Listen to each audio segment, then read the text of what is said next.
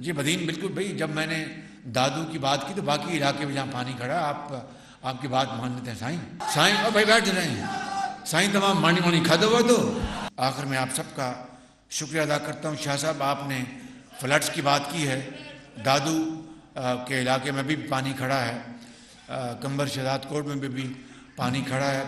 मैं यकीनन शाह साहब ने, इनकी हुकूमत ने, जनाब बिलावल भुट्टो साहब ने, जरदारी साहब की लीडरशिप में सैलाब में इन्होंने बेपनाह काम किया है, मगर अभी भी बेपनाह काम बाकी रहता है।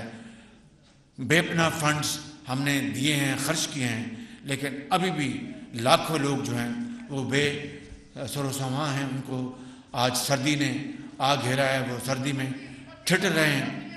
जी बदीन बिल्कुल भाई, जब मैंने दादू की बात की तो बाकी इलाके में जहाँ पानी खड़ा आपकी बात मान लेते हैं साईं।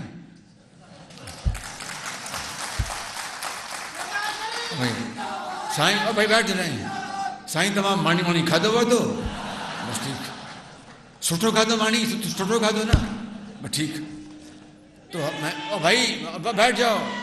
तो इंशाअल्लाह मैं यहाँ पर शाह साहब के साथ नेक्स्ट वीक हम जाएंगे इन इलाकों में और सैलाब ज़दगान के लिए जो कुछ भी मज़ीद हुआ हम करेंगे।